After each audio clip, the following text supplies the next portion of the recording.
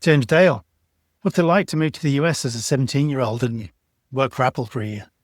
Great question. It would be an understatement if I said it was one of the most fun and probably the best opportunities I've had personally and professionally. A career move. Moving over there was scary. Like for me, I hadn't actually lived out of home yet, so it was pretty cool to, do all that and just personally learn about moving out and how do you use a dishwasher? How do you use a washing machine properly, without being the support guide or the support guide of mum being, sort of there as well. But, besides the personal growth there, definitely from a career standpoint, it was amazing to actually go somewhere new and speak to some new faces and, hear some new perspectives as well.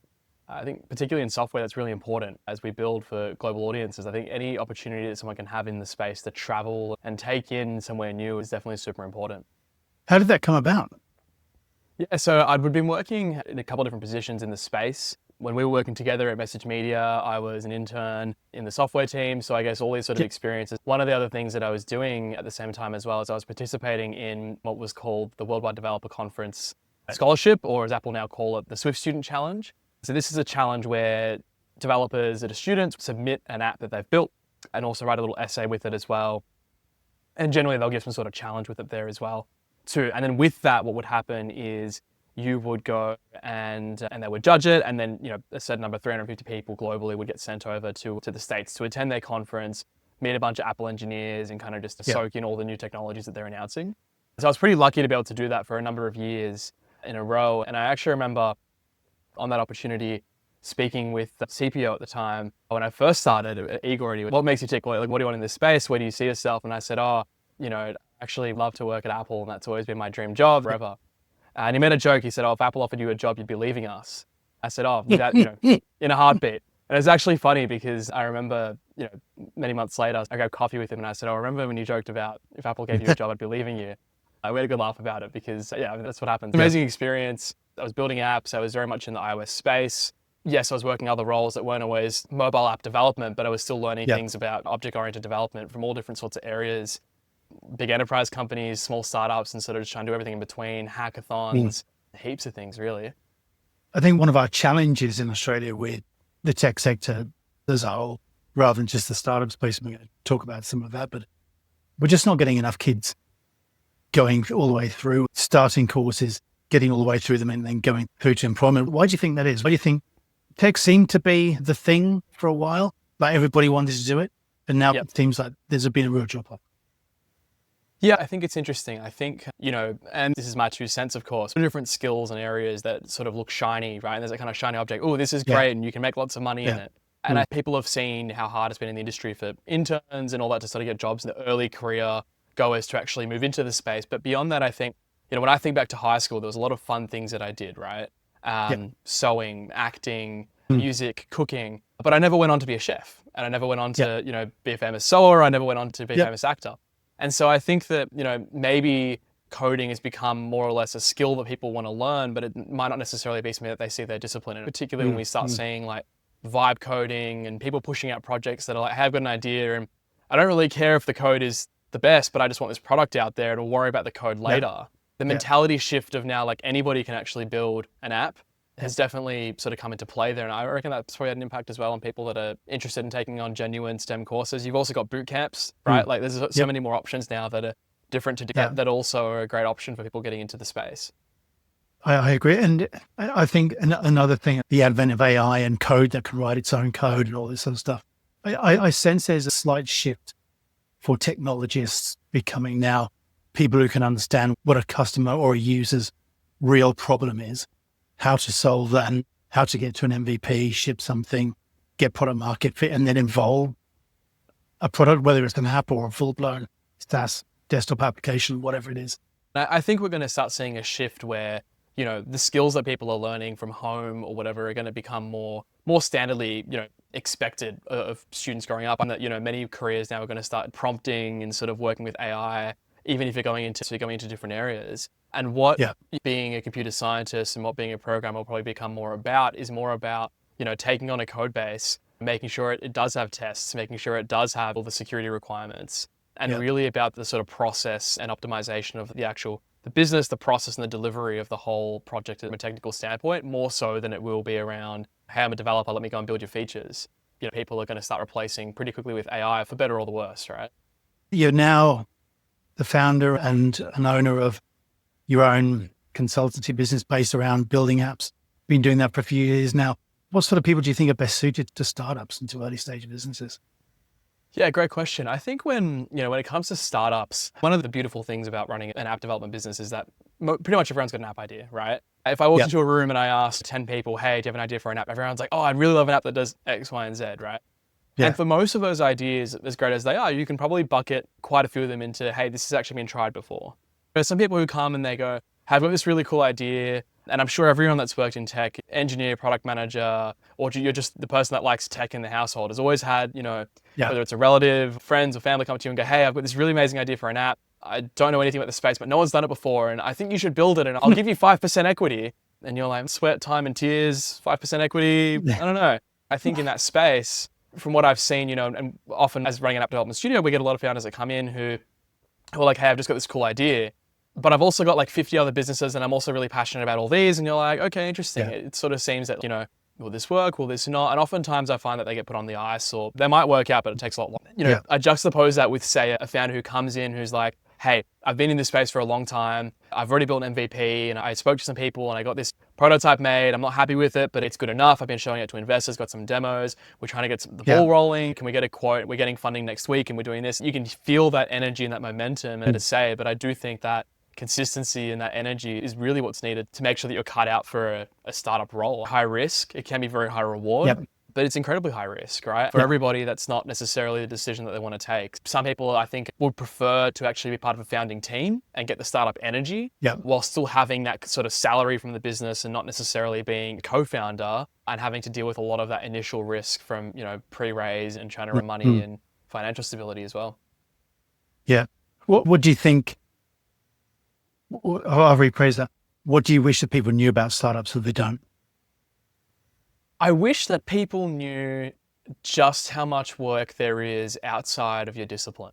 And what I mean by that is it doesn't matter if you've got a designer and an engineer and a business person. And I mean, this is eventually why when they scale, they're going to come and they're going to hire and fill other roles, right? But realistically, in those initial phases, it's like you will have to put a marketing hat on.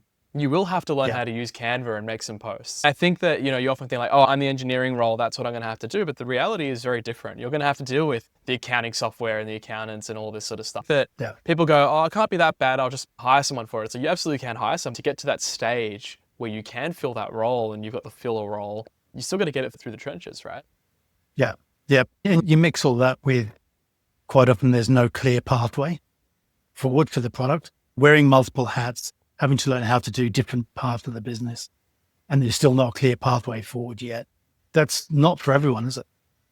No, exactly. And I think that some people live for the risk. I know personally, if I was sitting a 9-to-5 job and I know what's going to happen on the product road cycle tomorrow and next week's year, is nowhere near as fun as being like, all right, we've got a budget, we've got a timeline, do these two things match, and are we going to, get product market fit before then? And at what point do we say, no, right idea, wrong time, or no, this just was a bad idea? When do we pivot? I think that excitement and that level of excitement is going to vary for different people, right?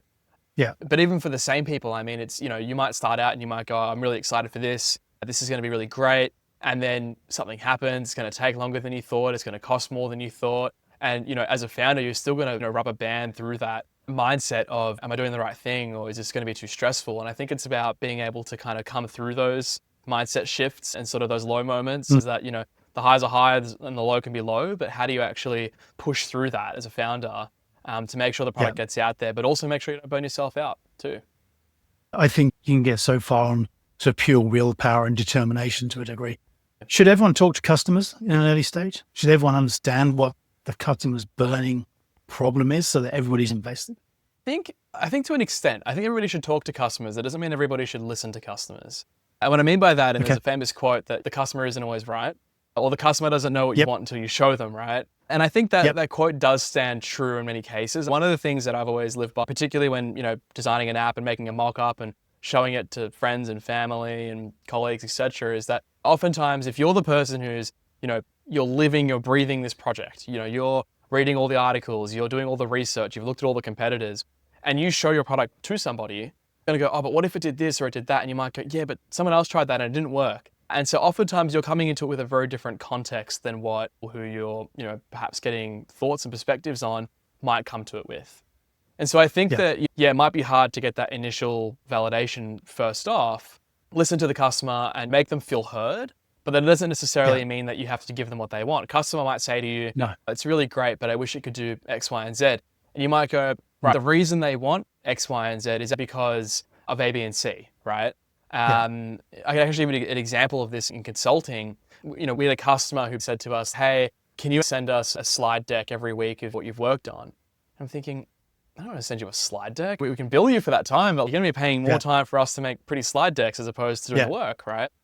And so we sort of thought about it and we're like, there has to be a reason. They're not just going to want slide decks for the purpose of archive. The reason was that they wanted to be able to put these slide decks into their investor decks and roll them up into further decks that they would present and make for their board and shareholders. So thought like, all right, the middle ground here is probably dot points more than enough. And so we said, hey, can I send you some dot? And I would list out the tickets that we finish this week. And they're like, yeah. And so I think often it's about listening to what they're saying, but also having to read between the lines, right? Sort of place to be, make them feel heard, but making them a slide deck is still going to give them the same result that they're going to get from some dot points in a slide deck, but they still get what they want as well. What have you learned about the importance of good hiring? Good hiring is super important, particularly for engineering hires as well. Really any hire, but particularly in engineering hires, because not only is there a skill piece, which is super important, particularly around the way that the team works dynamically as well.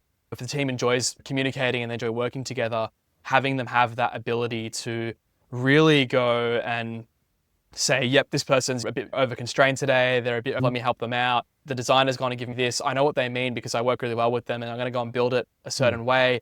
Being able to set up a culture where, hey, actually you can communicate with each other. It's okay if you make a mistake or ask questions to the project manager or the designer is super important. And whilst the quality of that code is going to be the same, having an engineer who's comfortable speaking to a designer or a project manager might mean that tickets get done faster because they're able to ask questions and not make assumptions.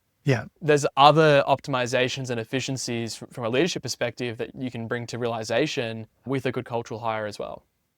And how do you frame those things when you're having initial conversations? How do you frame that these are all things that are important to you and that you're comfortable having them and this is how we work, this is how we operate?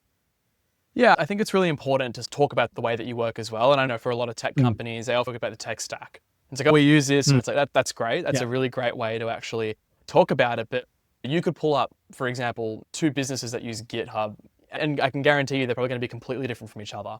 One business is just, we use GitHub and we just push all of our code there.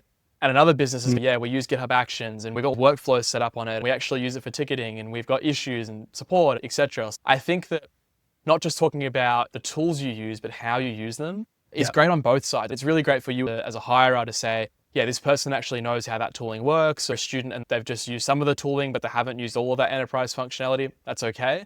It helps you also figure out how to train them, where you should focus onboarding, but it also gives them a perspective into like, okay, well, this company uses these particular features on these particular tools. Let me do some reading before my first day and let me sort of ask questions around. I think there's actually a great benefit on both sides there. Yeah, I agree. I think I couldn't agree more. I think there's not enough focus through the interview and the hiring process of how work happens, not just what work happens, but how it happens. How do we communicate? How do we update each other? How do we agree on what gets done next? How do we prioritize tickets? How do we prioritize customers? These are all the day-to-day real things that happen that frustrate people when they're not clear.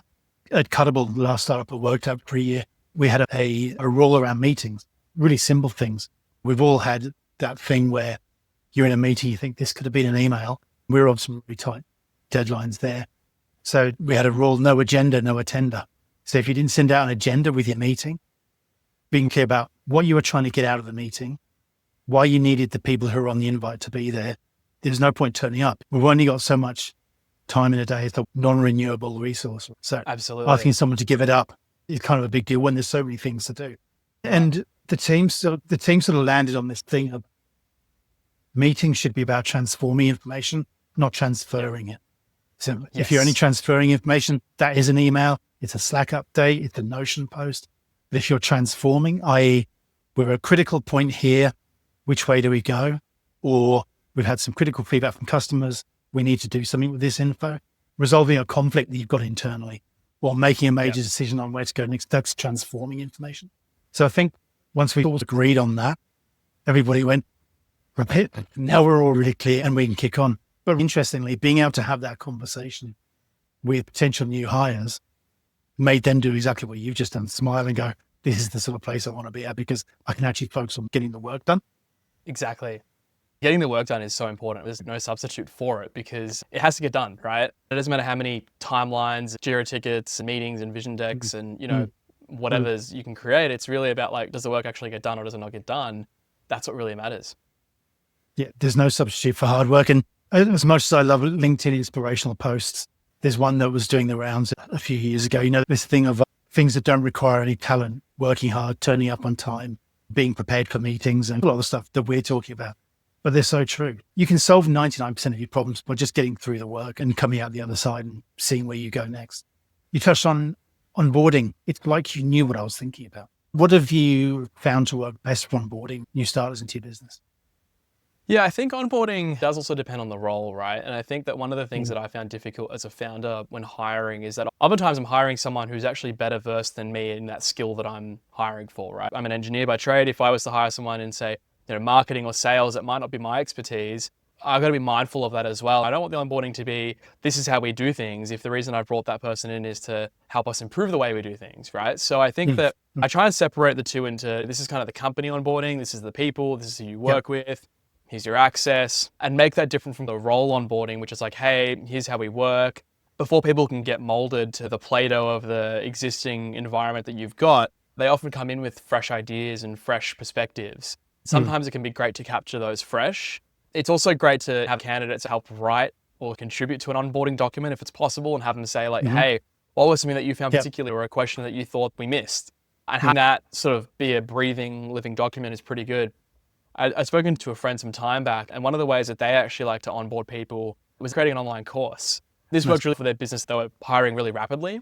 And so we created a miniature sort of private online course so people could actually go in there and sort of, hey, here's all the basic info. And then more for the role specific sort of pieces, have like a small quiz or something to go like, yep, this person actually understood what they're doing. And I mean, we've all had boring corporate training modules come up here and there, but I think it can actually work pretty decently. What's great about it is having that sort of model where it's like, here's a quick little, 4-question quiz is like, does this person understand the core things you want them to get out of it? You've given them all these documentation, but even if they click no and they get the wrong answer, you can very quickly be like, hey, good try, but actually it's this and this. Not a quiz for onboarding. It can be a good way to reinforce some of those like core things that you want to bring apart and make sure that everyone's on the same page. Yeah, I love that idea. I like this loose idea as well of, we sort of talk about the 30, 60, 90 days, sort of, so first 30-day period is about them learning the business. So there's a whole bunch of stuff you can build around that. The next 30 days is about them growing into the role, really start to understand the metrics, how they make an impact. And then the 90 days is really about them advancing, how they're advancing their sphere of influence if they're engineering, how they're advancing the code base, if they're a product manager, how they're advancing us to the next stage, whether that's PMF or expansion beyond that. So it's a good way to think about it.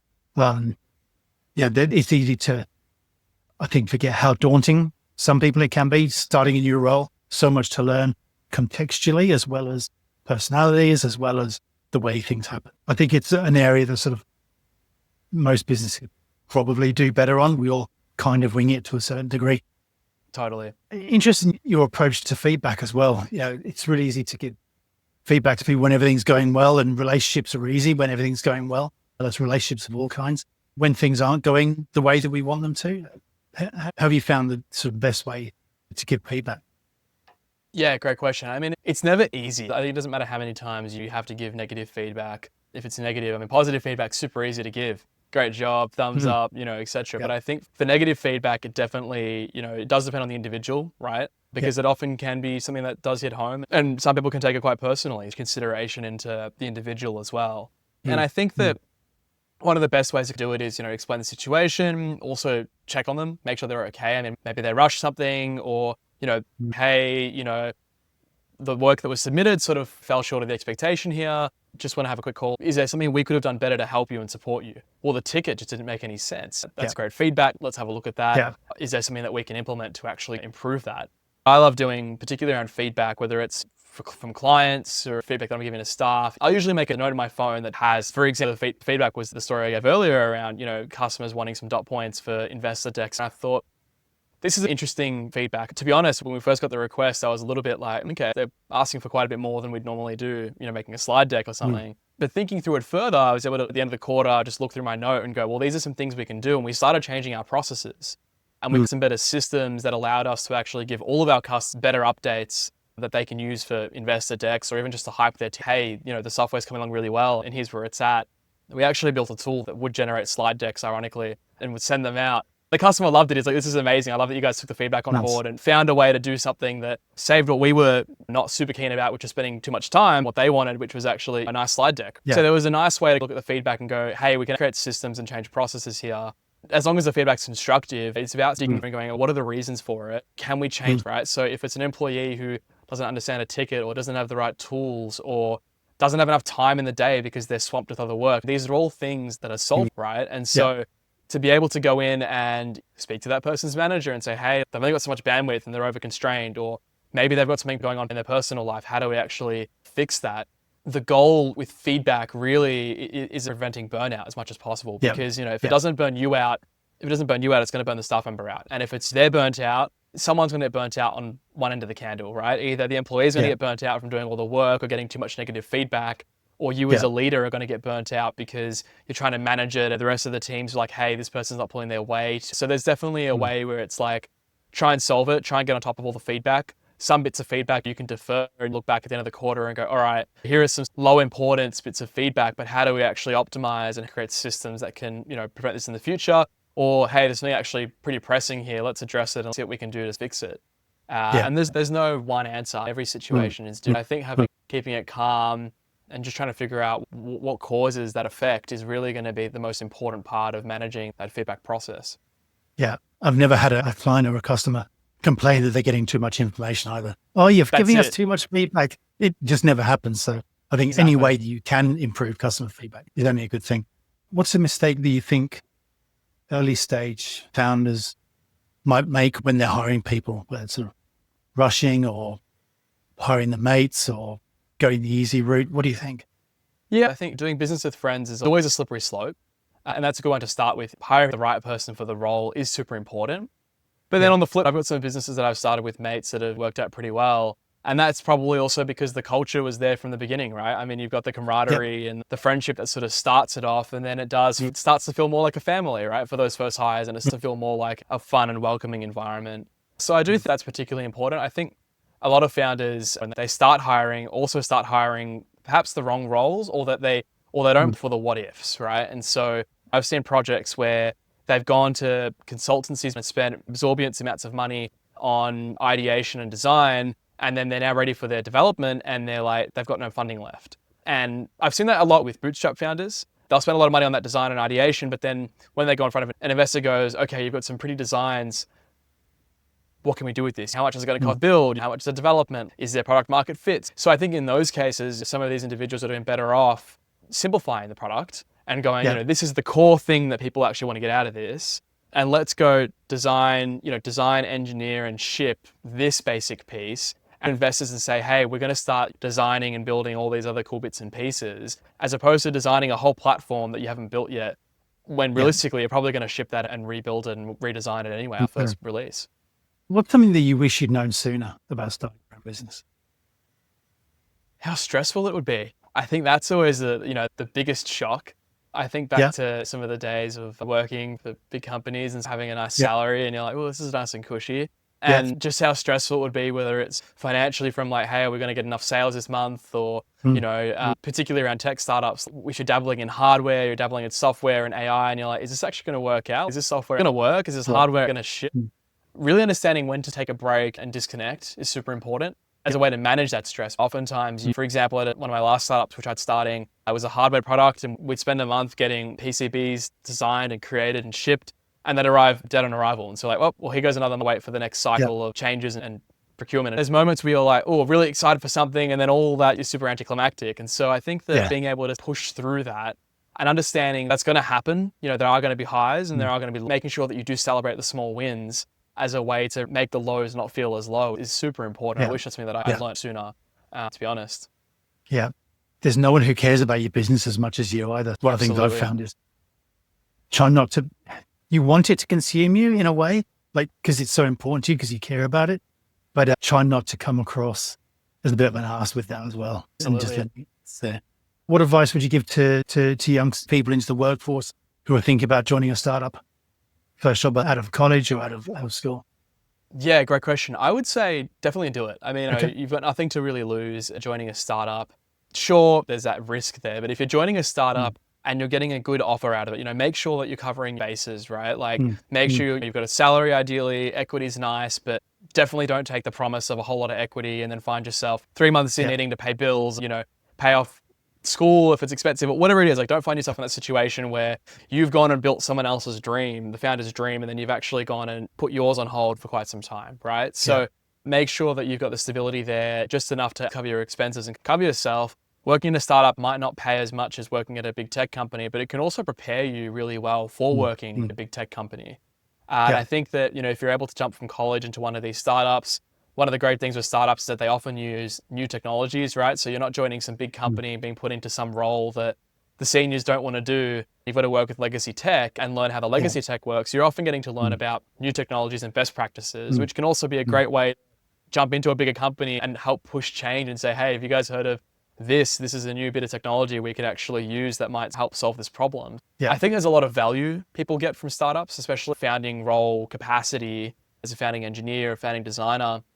People Yeah. don't. What's great is that there's also a great community outside of your company that exists Mm, in the startup space for people who are working in startups and networking. So it's a really great way to see how that goes. If you are interested in building your own startup further down the track, there's nothing better than being in the passenger seat and seeing how your startup founder starts their business, where they operate, the mm. sorts of things they deal with, and the sort of stresses and complexities that they've got to navigate as well. I mean, nothing better than seeing that firsthand and then having a bit of a taste as to what to expect later on, which you often don't get, working for a big company, just given that all of that sort of happened much earlier on. Yeah, I agree. There's so much peripheral learning, I think is the phrase that I've got right now. Right at the beginning, we Absolutely. talked about having to wear multiple hats and learn a whole bunch of things. The learning of how to do your role really well, but then also learn all these other sort of peripheral roles, learn how a business runs to a degree as well. I think it's a great spot for people. Thank you so much. This has been an absolute pleasure. I'm hoping that whoever's watching, whoever's reading this has got something out of it. Are you hiring at the moment? Do people need to be applying to roles to you? We will be hiring very soon for some Okay, engineering roles and some marketing roles as well. So I'll definitely keep you in the loop if perfect. that's the case. Yeah, perfect. Anyone who subscribed to this, we'll let them know as well. We'll put them on our mailing list. James Dale, Amazing. absolute pleasure. Thank you so much, my friend. Thanks. Appreciate it.